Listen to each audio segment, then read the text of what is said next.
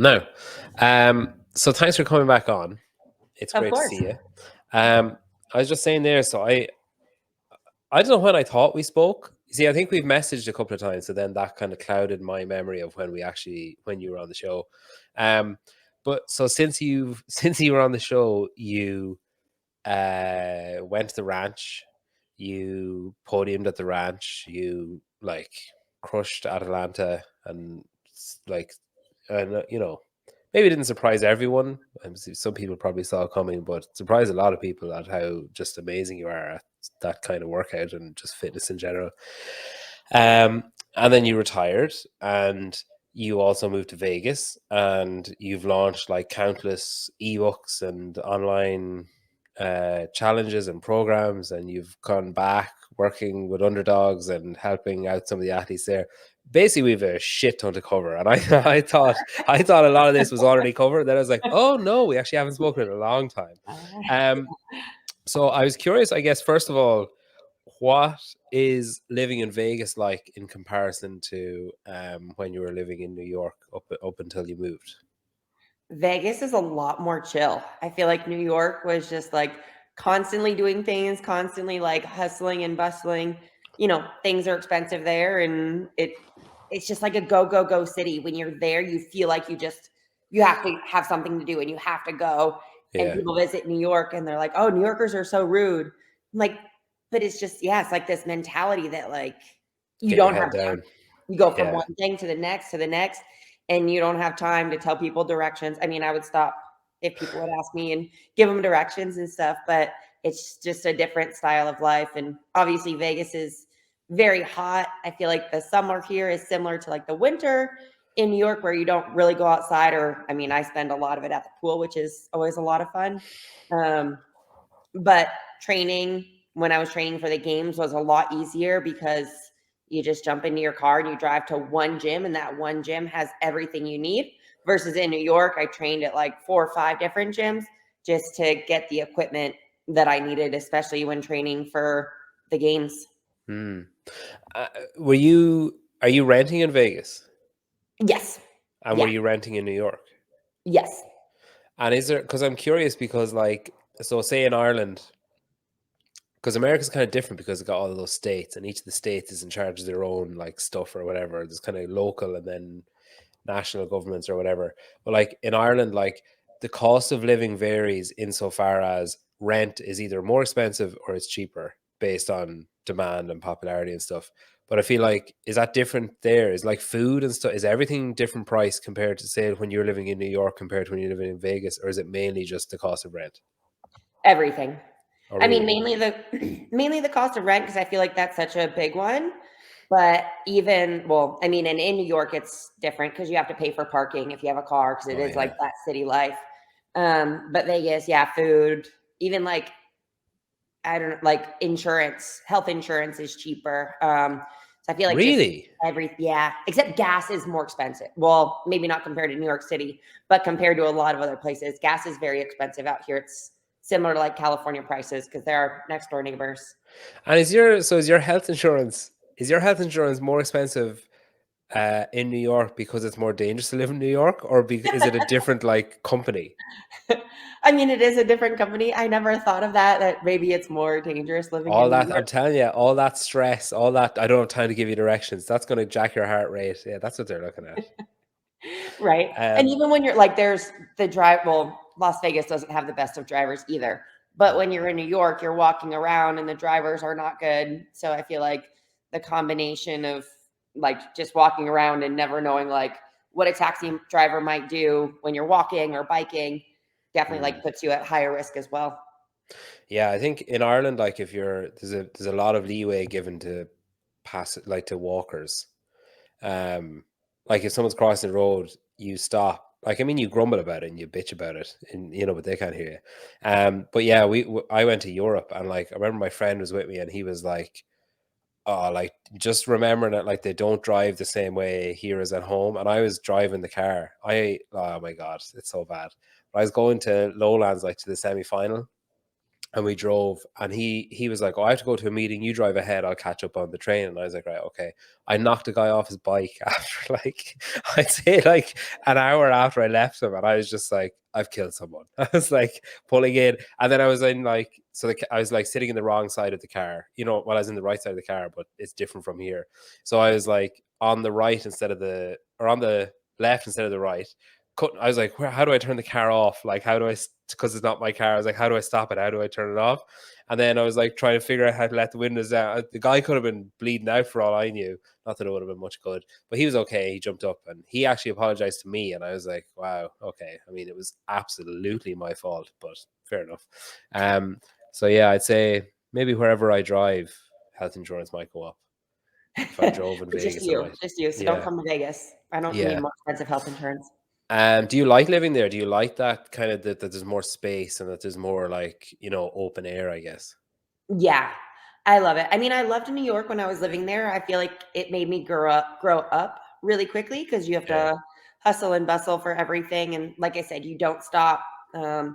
And just the cost of living, you don't get a lot for how much you're paying. Like I lived in a walk up. There was no like dishwashers, like a super luxury when you're living in New York, and even having like a washer and dryer in your apartment is like unheard of, let alone like, I mean, you might have it in your building, but the last place that I lived, it did not have washer and dryer in the building. There was no dishwasher. It was a fourth floor walk up, no elevator.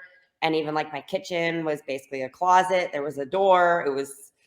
It was not like the best place to live, and it was still super expensive. And I mean, now it's like $900 less a month living here, and I have 3 times the space. I have 2 little outdoor areas. I have my own 2-car garage, which turned into my own little personal gym.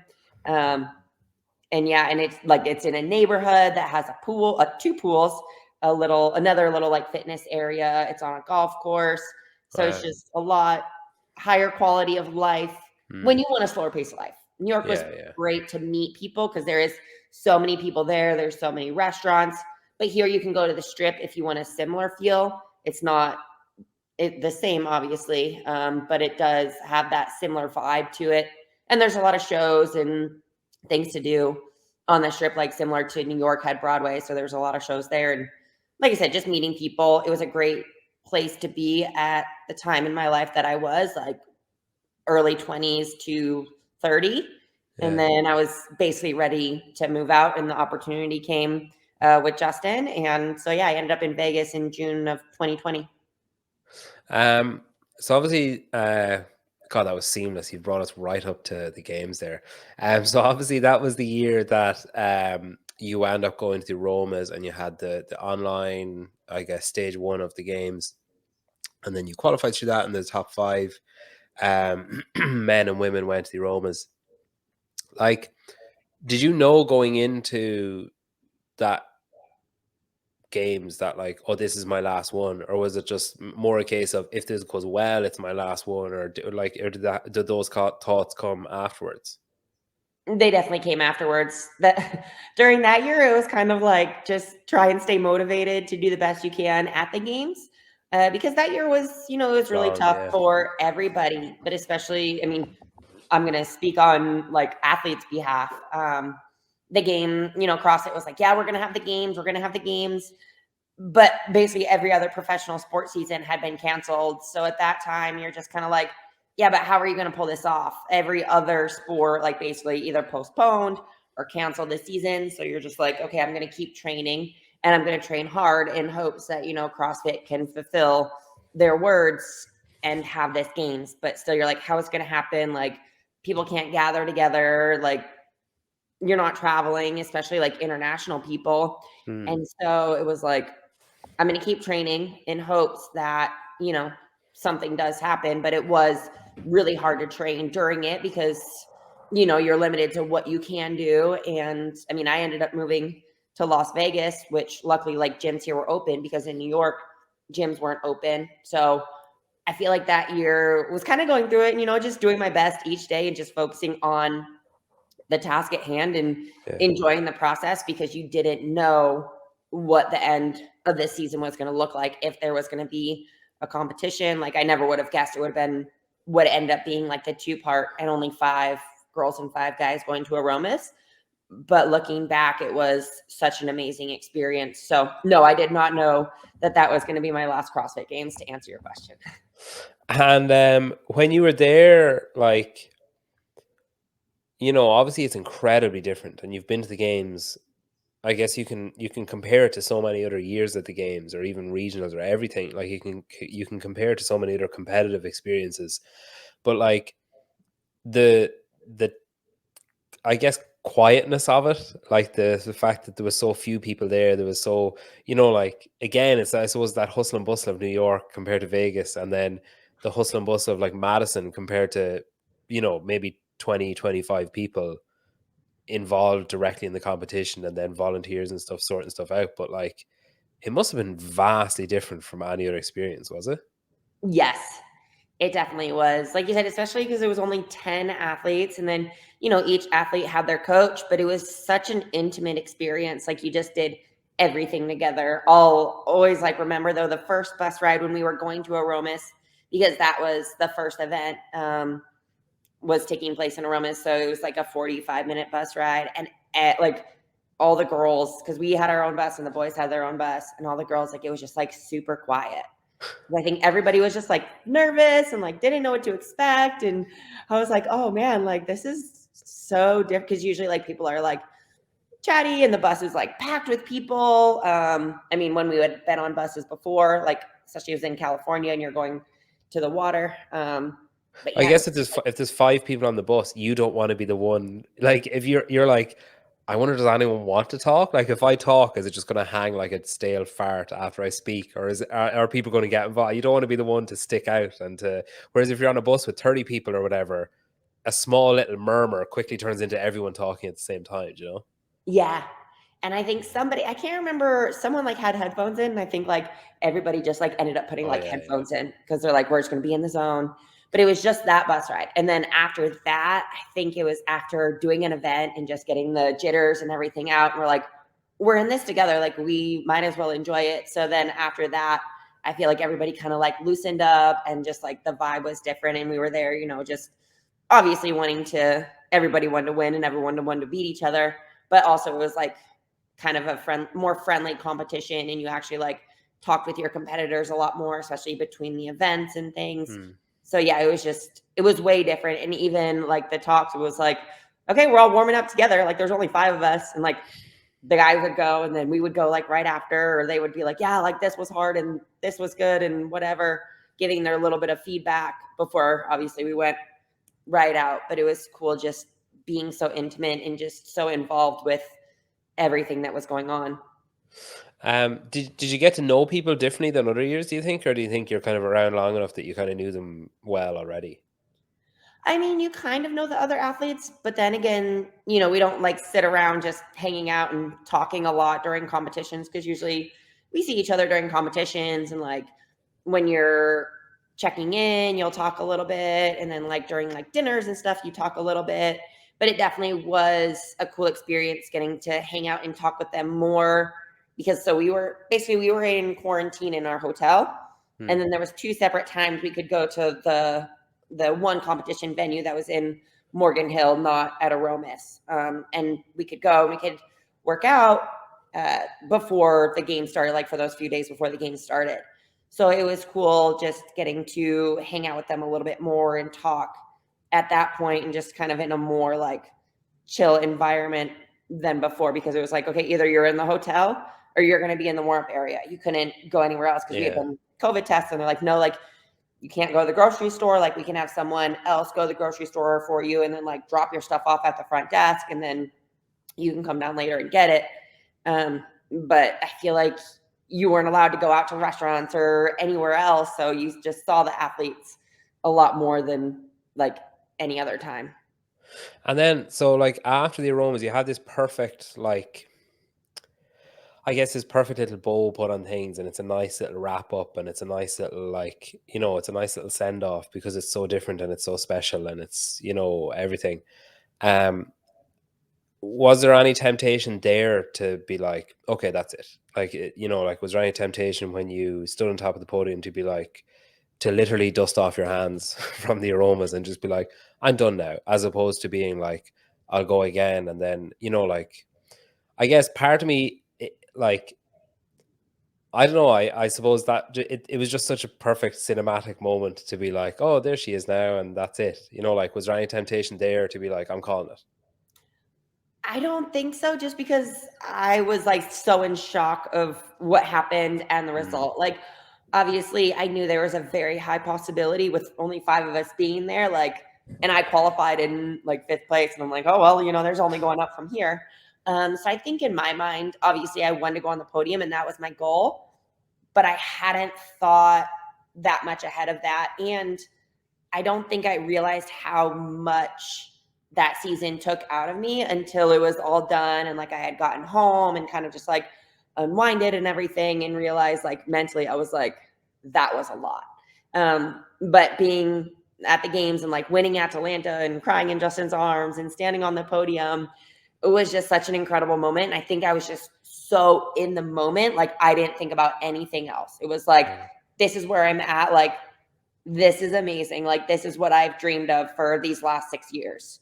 And like my goal has finally become reality. So I think I was just so in the moment that I didn't even think about like even like that next season or even that next week or anything. It was like right here, right now, like I'm standing on the podium and like like I said, winning the final event and going from 5th place to 3rd place with that final workout and just crossing the finish line and being like, Justin, does that mean I made the podium? And him looking and just like smiling and nodding. And then I like waterfalled, and I remember like Buttery Bros caught it on camera.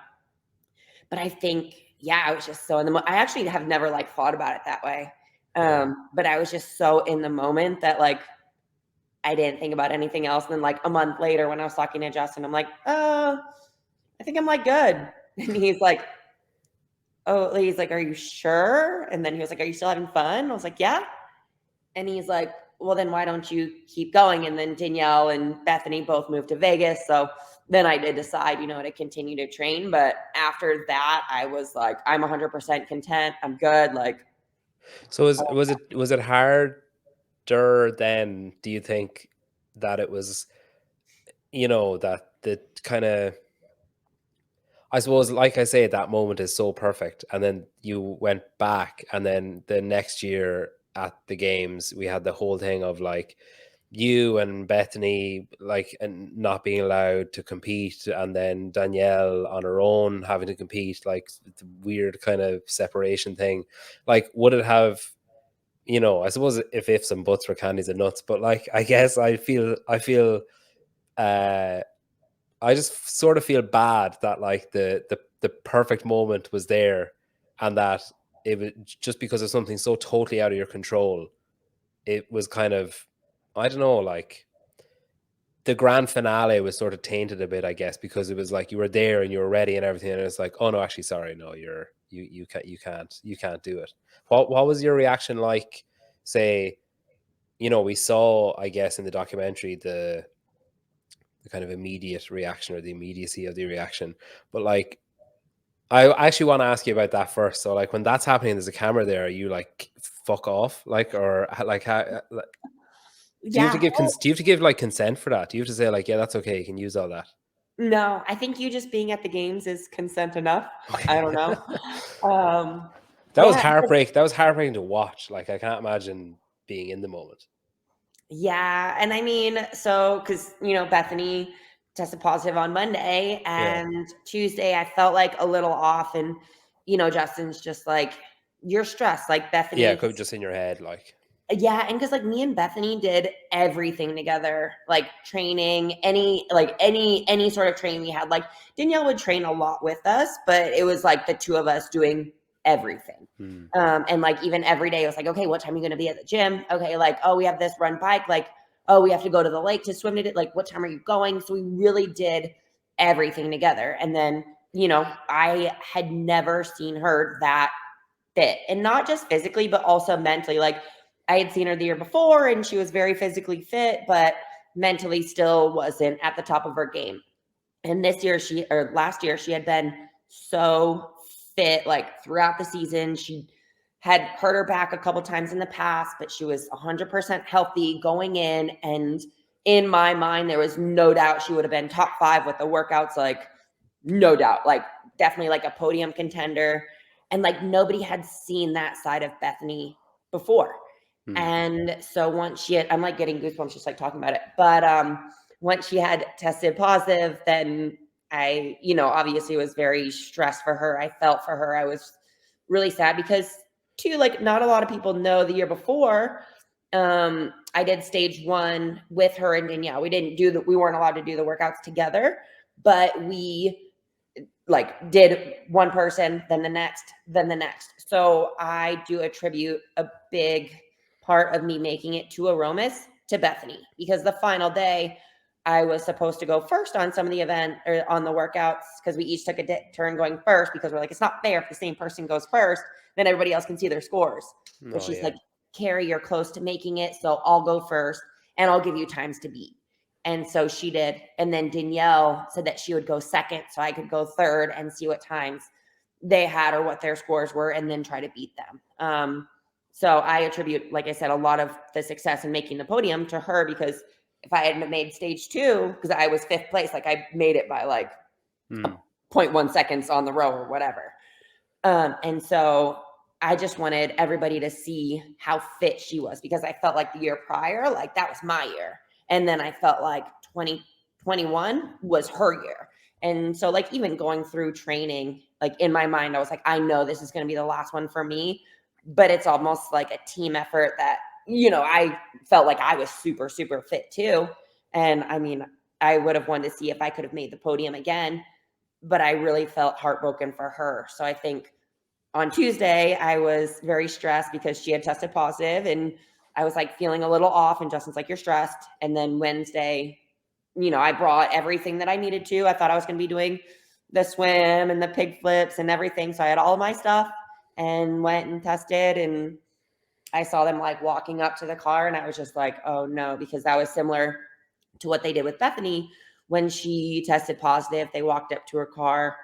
And yeah, as I like saw them in my rear view walking up, I saw the CrossFit camera guy like running from like the other side of the parking lot.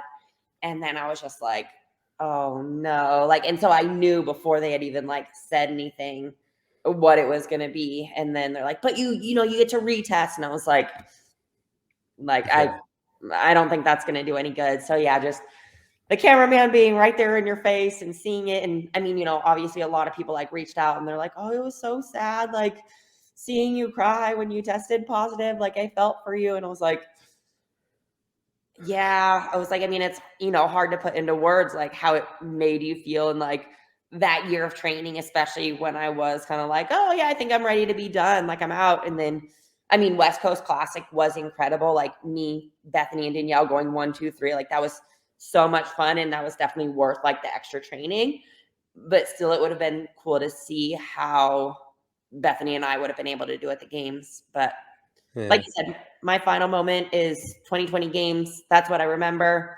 So I feel like for me, I'm fine with the way things ended up happening. And was there any to and fro, like say after the games when you were like to Justin, okay, this time I am actually done? Was there any like, oh well, maybe, or was it just like, yeah, okay, fair enough? That was pretty much it. It was kind of, because I mean, like, he knew that year was kind of like an icing on the cake year. It was a bonus, yeah. And yeah, and I think like for all of us, it was just so cool to have the like 3 of the top athletes training together. Like that was so much fun most days. Like getting to push each other and just like making each other better. Like Bethany, like I said, me and Bethany did a lot together. Danielle was there some. But like after workouts and stuff, like if Bethany would beat me, I'm like, whoa, how'd you do those box jump overs? You were so fast. And then she'd be like, oh, well, how did you do like your toes to bar were fat? Well, actually she had faster toes to bar, but if there was something, she's like, wait, your muscle ups. And so we would like pick each other's brains. So it was really cool just getting to train together. And I mean, obviously her back was injured this year, so she couldn't compete. But like looking back, I'm like, I hope I helped them both grow as an athlete. And I mean, they both came back to me and said that it was just amazing getting to train with me since, you know, I made the podium and they could kind of see what it does take to go from that top 10 to 15 to that top 3. And so even though the season didn't end the way that I wanted, at least I heard them say that, you know, I had positively impacted them, and just they were both very, very thankful for getting to train together and me kind of getting to teach them a little bit along the way. And yeah, after COVID, I mean, in my mind, I was like, oh man, now I'm going to have to go another year. Like, I can't end like this. And then after like a couple weeks, I was like, I can't do it. But then Rogue sent me an invite to the Rogue Invitational. And so I was like, okay, this is perfect. Like, this will be my final one. And I can actually like announce it and have like a proper like send off and closure. Because for me, I was like, I want to do another competition. Like, I don't want to go off on the note of not being able to compete. But I also like mentally, like, I've competed since I was 5 years old. I started in gymnastics, 26 years. And I was like, I know that I don't have it in me. And I'm not a kind of person that would train, because like I could probably get I could probably get around 10th, I would say, at the games, like training pretty hard. But I know like mentally I don't have what it takes to get on the podium again. So I was like, okay, Rogue is going to be a great way to go compete, be with a lot of my friends and the other individual athletes. And it's more of like a showcase, like not as much pressure. So I'm like, okay, this is like everything I could have asked for. And when you say you don't have it mentally to podium, is that like you don't feel like you can do it again, as in the sacrifices and the longevity and the long days, that kind of thing? Yeah. And even like just like every day, like pushing yourself to the limit. Like I competed in CrossFit. I'm going to say 7 years. And it takes a lot. Like every day you're pushing yourself multiple times to like your max capacity.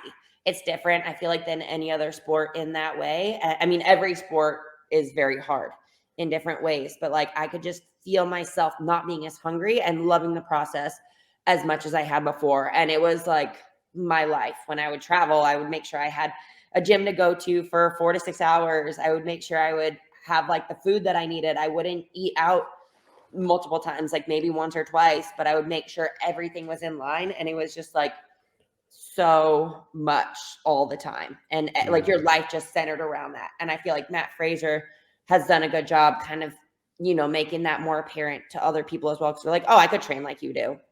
And it's like, yeah, but that's not the only thing. Like, obviously it's the training and it's the pushing yourself harder than other people do. Like, yeah, you could do the same volume. I don't doubt that. But can you do it at the same intensity day after day when things hurt, when you're tired, when, you have to go to the gym by yourself, or you have to do those assault bike intervals by yourself in your garage? Like, nobody's going to do them with you. And I loved it. Absolutely loved it. But like I said, I could kind of feel myself not getting as excited to train as I had before. Well, you just fixed your hair there, and it's clear you've really let yourself go since you stopped. You're still ripped as fuck. I was curious as well. So I suppose like throughout that last maybe 18 months or so, you started doing some online programming, and you started doing your ab program and glutes program and like challenges and stuff. You did a challenge during the summer, and there's another one on now. And was that like a conscious thing of, okay, I can see what's coming on the horizon, I need to start planning for like, income and like how to be a functional member of society when I'm not an athlete? Was that the kind of goal, to kind of, I guess, have like a transitional period and then do like online programming and coaching and stuff? Yeah, I mean, it's definitely been part of the plan. And a lot of people don't know, but we actually started Power Abs in December of 2018. Okay. So it's been going on for a little while. And I think part of it is realizing, like, I'm an athlete, and even like the gentleman that I run Power Abs and Now Fit with, when I met him in New York back in 2018, I was like, yeah, I probably have like around 3 more years of CrossFit or so. And then, I'm going to want something else to do. And so we started building up pout abs and have a bunch of different programs. We have legs and glutes. And then most recently we have fit, which is power hit. So PHIIT. And it's like full body workout. And all of our programs are 10 minutes. And we just wanted to come up with, something people can do online. And I love working out and I love sharing that passion with others. And I know not everyone likes working out the way that I do. And I got a lot of compliments on my abs from gymnastics. So that's kind of why we started with power abs. And then that was successful. And like I said, we've kind of just been able to build on that. And it's been really cool having that to turn to, because I know talking to a lot of athletes, and not even just CrossFit, like other professional athletes, it's like, okay, you're done with your sport, you're done competing, what's next? And it's trying to find something else, because your identity, you're like, I'm this athlete, I'm an athlete. And so trying to, turn that to something like now I'm creator of Power Abs and Fit, and I get to help over 250,000 people like around the world get better. Jesus, get that's a lot of people. Right. Yeah. And that's like something that's been so cool is like for when I was competing, I was so selfish. Like I was saying, like you're training 4 to 6 hours a day. That is an insane amount of people. 250,000 people is insane. That number is just like slowly seeping in of how ridiculous it is. That's incredible. Yeah, and it's around the world, and we're in over 100 people in 120 countries. Wow. Like I say, yeah, we just started in December of 2018, and I feel like my team is very similar to me. That we're go-getters, and similar to like CrossFit, I've been able to take my like competitive nature and switch it over to like the power programs and creating all of these programs and just putting my all into it and seeing how big we can get it. So it's been really cool, like having that natural progression, because like our business was kind of on the side burner because I was training so much. And like, by the time I'm done training, I'm like, I'm tired. I don't have the brain capacity to do more things for the business. Yeah. So it's been nice switching the business to my primary focus, and then having my fitness be like the secondary and almost like my mental reset time. The only thing that's missing from it, I guess, is you should probably use Fitter to power your programming, to share it out, because they're just the best in the business. So you should probably look them up. I'm curious as well. So I see you're wearing a Whoop there, and I'm wondering about, since you retired, did you notice a shift in like how you looked at it and how you like, and how invested you were with, oh shit, my green isn't high enough, or like, did you kind of relax about it? Did it go like red for like a month when you were just like not, like staying up till midnight or doing whatever you wanted, and then you're like, okay, I really need to rein this back in? Yeah, I mean, I definitely like have I actually have noticed that I sleep a lot less now. And I think part of that is just not training as hard. And I actually took it off I went on vacation. It was like a full week. I just took it off. I was like, I'm not. You don't want that tan line. What? You don't want that tan line. No. It looks like you've got it like I have one. It looks like I have a white strap when I take it off. It just looks like with the tan line. Because it does give you that tan line. And yeah. No, you don't want that, especially because it was like a beach vacation. Everyone's like, oh, you're so tan. And yeah, I can only imagine like if I had my Whoop on, it was like, oh, I should have though, to like compare it and be like, yeah, look how tan I actually am. So how long after you stepped away from competing and you stepped away from, I guess, going to underdogs like every day and for multiple hours a day, how long after you stepped away from that were you like, maybe I should help out, like maybe there's a way I could help, or was Justin, like whoever instigated it, like what kind of time period are we talking about between those two? Yeah, so I finished competing end of October last year, because that was Rogue. And then it was like at least a couple months where I was like, I just mentally need to step away. And to like, for me, because like I said, part of the reason that I was like, I'm done competing, is just I didn't have that competitive drive and that competitive nature. And I say this with all the love in my heart to all of the underdogs athletes. But when I would go into the gym and they're like, oh, I was only 30 seconds behind Kari, or Kari only beat me by this many reps. And I'm like, guys, like I'm retired. Don't compare yourself to me, because that's how you get me not to come into the gym.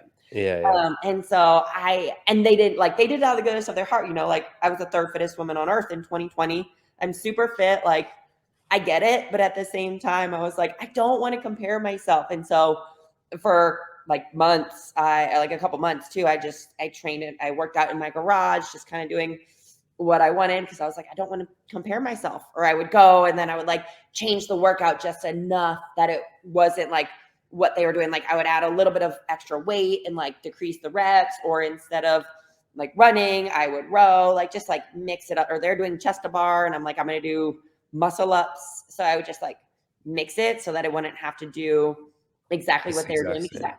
they're like amazing people and I want to like hang out with them, but I just wasn't at a point to like compare myself. And when you started training or started like moving, we'll say, because like I guess when you're training, up until whatever November, you for training for you was like training for a competition. Like it was a job. It was like you're training for gymnastics, then you're training for CrossFit. You're training to make it to regionals, then make it to the games, then podium, then go again, then rogue, then you start training again, and it's like was it confusing? Was like were you kind of like was there a period of time where you were like, should I be going harder? Should I be doing less? Like, should I be doing nothing? Yeah, there definitely was. And I feel like it still kind of is happening. um, but I have like now it's like, okay, 4 days a week, like I am, doing a lot less, but like compared to like normal people, I'm like, I still am probably doing a lot more than most, quote Yeah. unquote normal people. But I also realize like, training to compete isn't the healthiest thing. And so it's trying to find that balance of like, mentally being crazy because you're used to looking a certain way, training as much as you have. And then, when your friends are high level competitive athletes, you're like, okay, well, that's what I know. And that's what I've done. It's like, it's okay to slow down. And so that's something like, I feel like, especially right away, like getting back in, it's like, am I doing too much? Am I doing not enough? And it's like, this is like, what do you feel like doing? That's like, I feel like listening to your body is like a big thing. Because before it's like, oh, well, I need to make sure like I'm in the gym, Yeah. like I'm working out at least like 3 hours. And for a while I was like, no, like I'm going to set my timer. Then like for a little bit, it was like an hour. And I'm like, okay, I can do like an hour and a half. But it was just like kind of based on feeling. It's like 4 days a week. That's it. Like that's all I'm going to do. And then take like the other couple days and like I can walk a lot and maybe like go hang out at the pool or do some like easy laps. But just trying to like slow down a lot and see like, what works for me as far as like movement and staying decently strong and decently fit, but also not centering my life around it. Like I went on vacation and I just did dumbbell work. Like I'm like dumbbell workouts on the rooftop, done. Like I ended up doing like, I had a live that I did with Facebook, like Fit Strength Pro. So I'm like, okay, there's my strength work. And then I just did a 10-minute fit workout. And I'm like, okay, I'm good. And so it's like not centering your entire life around competing or training or whatever is definitely like a change, but it's been really nice. And when you did go back, I'm going to assume it was like Justin kind of cajoling you into getting involved, just because I feel like that's how he operates. And he kind of like, ushered you along, was like, maybe go talk to Alex and see if she has any questions for you, that kind of thing. And it just sort of morphed. What was it like being back in that environment like, even if you remove the training aspect and the camaraderie aspect, in that kind of like coach or consultant, I guess, role of like offering advice and offering feedback or offering, like I know Justin was saying that you had a lot of kind of mindset stuff and like, the mental approach to competition and stuff. Like was it similar to your like power abs and stuff where you feel like you're helping other people and it's gratifying in that kind of way? Was it like different because it was people that and people that you've got a lot of common ground with, and that it's the same sport and you've got the same goals and the same like desires and stuff? Yeah. So part of it was Justin, like, wanting me to be involved. He's like, he's like family to me. The reason I moved to Las Vegas is Justin, because they moved out here and asked me to move with them. And I, obviously attribute a lot of my success in CrossFit to him and getting on the podium. When we first met, I was like, Justin, I want to make the podium. And then he was like, not really looking for athletes at the time, but he's like, okay, let's do this. And obviously, we were able to make it happen. And just seeing what he did for me, I was like, I want to try and be able to give back a little bit if I can. And I know, there's obviously other incredible athletes that he's coaching right now. And I'm going to say Alex because, she made the games for the first time this year. And it was really cool just getting to help her a little bit. Like, at my first CrossFit games, I wish there would have been someone to tell me things to be aware of. And I wanted to be that person for her. And even the other athletes that I see in the training camp, I'm like mentally, like you say you want one thing, but your actions show something else. And so I think it's just, giving them help with my experience and my knowledge and what I've been through and things I did right, things that I did wrong, and just kind of, doing the best that I can to help them mentally. Because Justin will say I'm not the most talented athlete that he's coached, but I was the mentally toughest. And that was the reason for a lot of my success. And, you can coach an athlete as far as they are willing to be coached, but then I feel like they also have to have this burning desire to want to be the best they can be and just give everything they absolutely have and not let them, get deterred from the task at hand. So even like seeing Alex this year, she's gotten so much better. But we had a little talk the other day, just talking about things that she can still improve on. So I definitely want to continue to be a part of underdogs and helping with that mental aspect, as long as, the athletes obviously have to want it. Like, I'm not going to waste my time and energy if, I tell them one thing and then they do something else. So if I'm going to invest in it, then I want them to be equally as invested. And like I said, I use Alex because I know she is, and she's grown so much, and I just want to help her grow as much as possible and, help her get top 10 next year and continue to grow. Yeah, she's really nice. Like, she's great, and she's a phenomenal athlete, but she's a great person. It's nice as well because it's like you've got that sort of maternal role with her where like you seem like really fond of her and she seems really fond of you as well. With Mitch, then I was curious of the dynamic of that, where he's going for, like semi-finals, and he's like pushing himself as an athlete, and then like, is that weird? Is it weird, like being on the other side of it, being on the kind of like, yeah, go honey, like when it's not you that's going? Right, because I got to coach him at Mac, so that was fun. No, he's like super chill and he's super easygoing. So I joke with people. I was like, yeah, I coached him at Mac. Basically meant I held his Gatorade, or if he needed to Yeah, go find out what heat time. I was like, I'm like, do you need any help warming up? He's like, no, I'm good. I'm good. So it was really cool. But like, similar to him, I had to sit down and have this talk. Like, I'm not going to work out with you if you always compare yourself to me, especially in the beginning. Now it's gotten better. He did like the Rogue qualifier, so I ended up jumping into one of the workouts with him. And I was like, I still got to show you every once in a while that I'm still fit, even though I don't train quite like I used to. But it was really cool. that must be such a kick in the balls. Like, if you're like full time training and then you come along, your partner comes along, it's just like, oh, I mean, I'm training a few days a week. I'll do this where I'm going to smoke you. It must just be like such a kick in the face. Right. Well, I was like giving him a hard time too, because I was like, well, not to brag or anything, but I was just on vacation for almost 2 weeks, and Yeah. I, went into a CrossFit gym like twice. So I wasn't really Do working you out like that much. routinely straighten your medal on the wall as well and stuff, and like polish it, and or do you make him polish it? I should. You're right. I'm gonna Yeah. I'm gonna do that. Anytime you, although if you don't want him comparing workouts, but if you think he's okay with it now, you should do, anytime you beat him in a workout, just hand him the spray and the cloth and be like, go clean my medal. That would Yeah. actually be really funny. See Like, how long the next time he, relationship like, comes over lasts for when you dinner, I'm start like, doing that. here you go. um, so when Justin was on recently, I kind of like pushed him into a bit of a corner a few times, and he, I was kind of expecting him to just say like, no, piss off when I was asking him certain questions, but I think he gave away more than he intended to.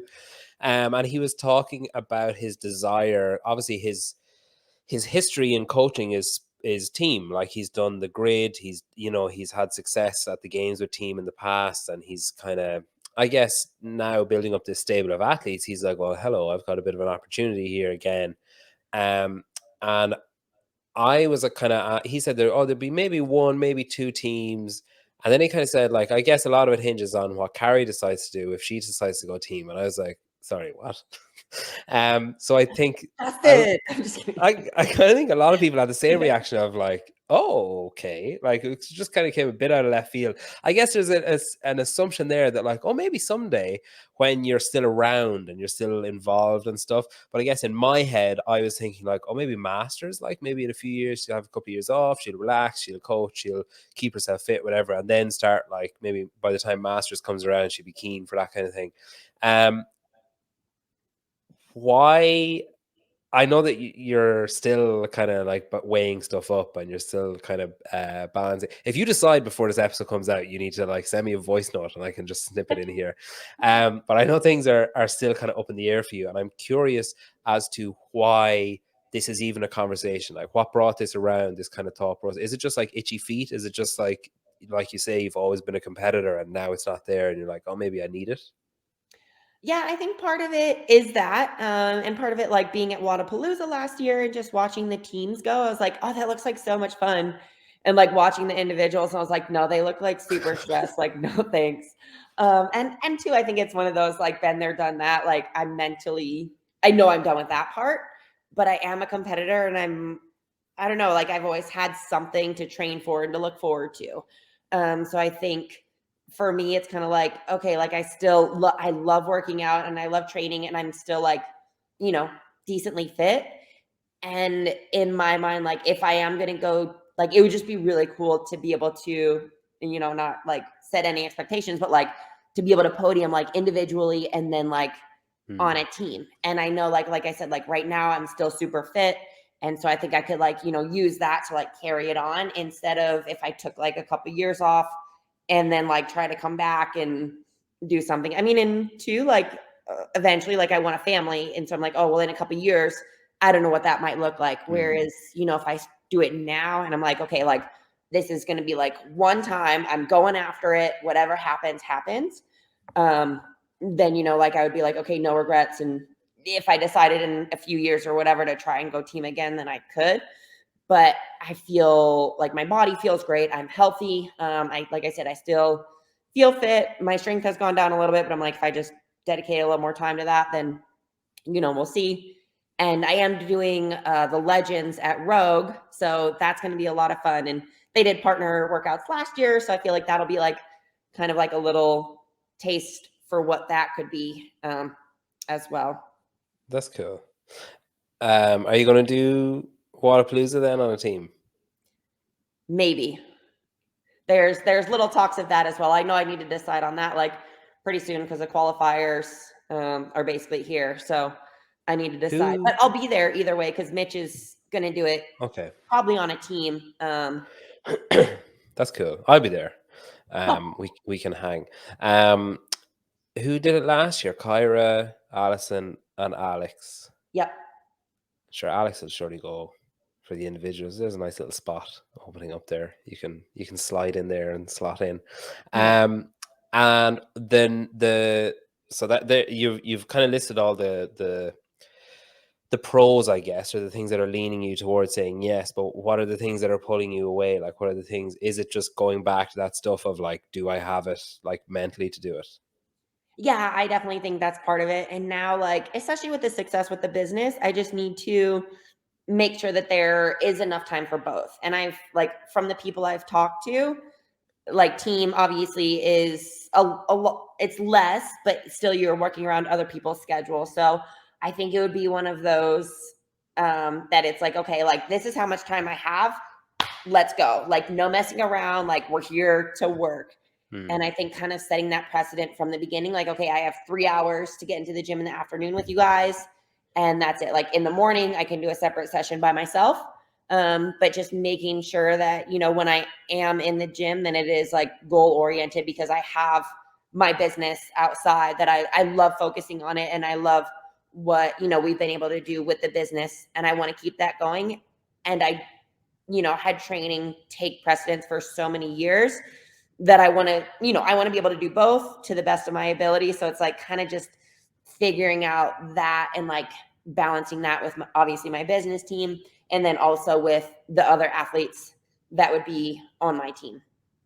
Well, I guess you're kind of the the big cojones on the team, you'd assume. So you can surely say like, all right, guys, I'll do it, but it has to be between 10 and 3 every day, or it has to be between 3 and 6 every day. No like wiggle room. And then if they're in, they're in, and if they're not, fuck them, pick someone else. Yeah. And I think that's um like, a conversation to have like, with Justin too, just yeah. being like, okay, like, do you think, our team could, be a podium contender if we did like these 3 hours a day, like 5 days a week together or whatever.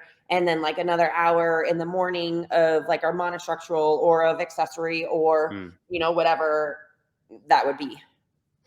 Were you anyway encouraged or put off, or like, positively or negatively swayed about going team after watching the team season this year? Because I guess what I'm driving at is like, you see the focus and the, I guess, intense kind of pressure and like, the rumors and all that kind of stuff that surrounded like Iceland and Mayhem, and they had this narrative pushed of like, I spoke to Can about it, where like they hadn't said anything, but everyone was like, oh, they're going to try and beat them. And he's like, well, obviously we're going to try and beat them. Well, we're not saying we are going to beat them, like, and then you have like I guess the kind of media side of it are pushing that narrative. And then there's everybody's like picking sides and all that kind of stuff. Like, as a competitor, are you like, oh yeah, I want a piece of that? Or as a person, are you like, maybe I don't want to do that? Yeah. And I mean, that's obviously something I've been like thinking about because, being a successful CrossFit athlete individually doesn't necessarily mean you're going to be a successful CrossFit athlete as a team. Like, it's way different. And I feel like I've learned that from the CrossFit Invitational that I did twice. We got our top Americans to compete together and we touched the worm for like a day or two before competing. And, it's using the worm with your team is way different than going out there and having to do what you have to do. Like, your body, but like, I don't know, like on a team, it's like, okay, you got to be able to do whatever you say you're going to do. Where by yourself, like, oh, if I break up these 30 chest to bar, it's fine. I can come down and rest. Whereas if you're with a team and you're like, oh, I said I was going to do those 30 chest to bar unbroken, you're now relying on your team's relying on you to do that. And if you don't, then you just messed up the whole strategy. So I feel like it's a lot different.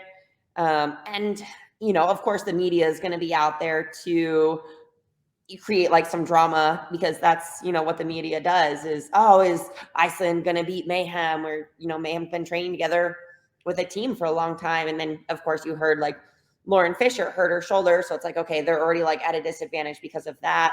Like, how would they have done if she was healthy?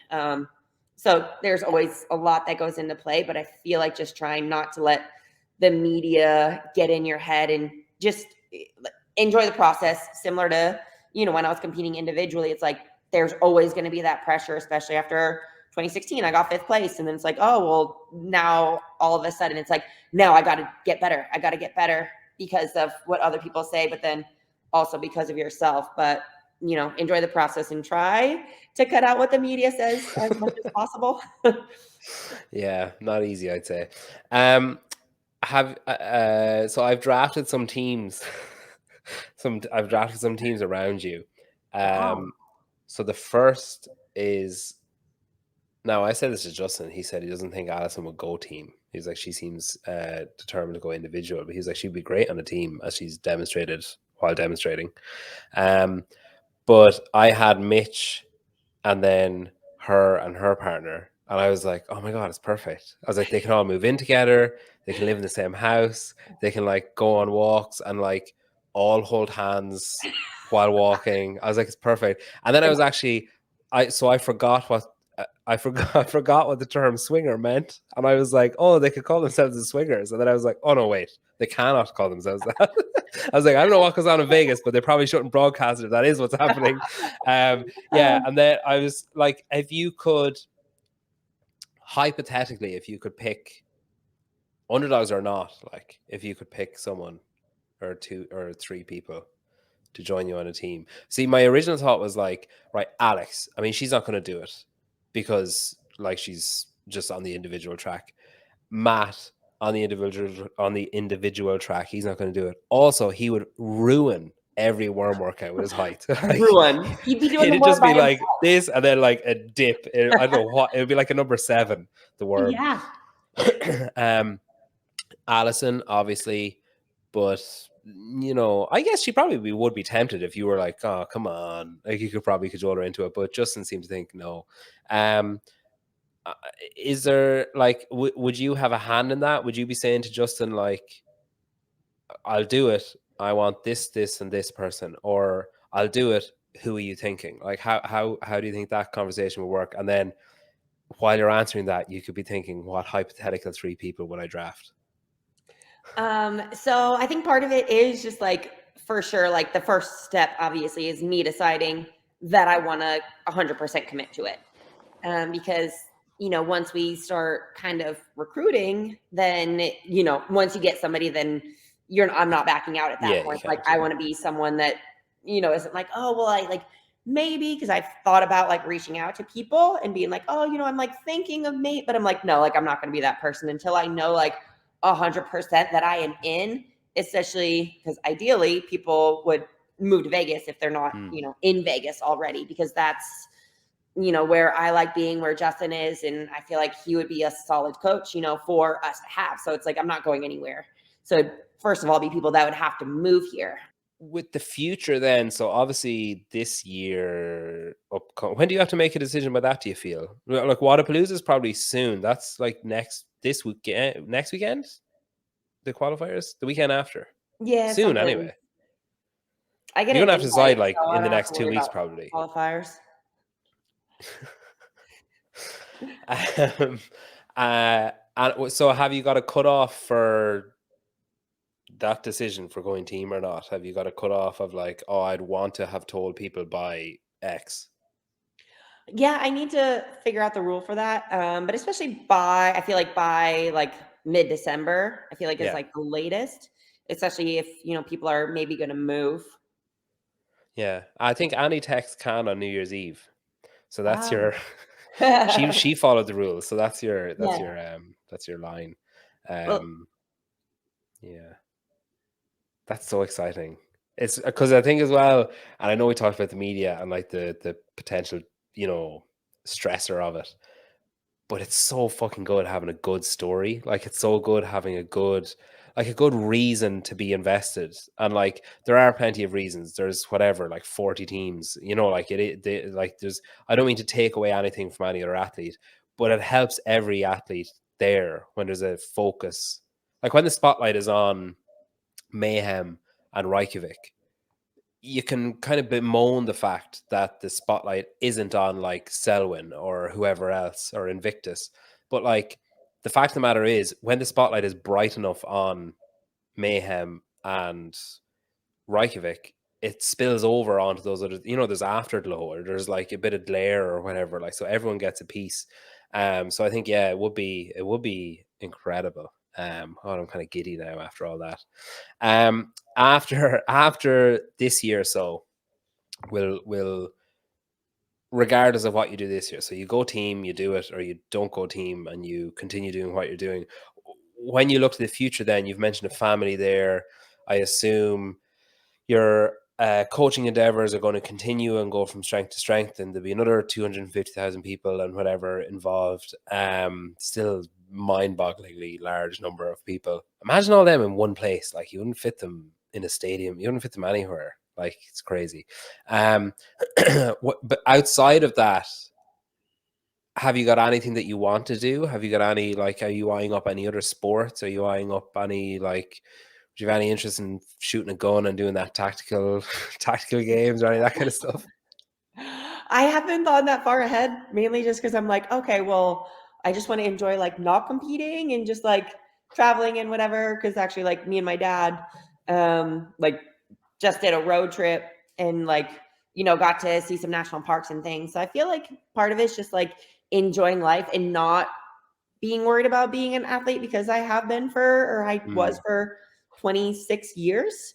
So I think just kind of like enjoying that and see what happens. And like I said, if the team thing happens, then we'll kind of, you know, that'll be a different endeavor that I get to do. But I just want to kind of like enjoy the business aspect and honestly, like just grow that as much as possible and be able to impact people's lives in a positive way as much as I can. As far as competing, like I said, I don't know. It's hard to say. I am such a competitive person and I like being strong and I like being fit and just, living that fit lifestyle.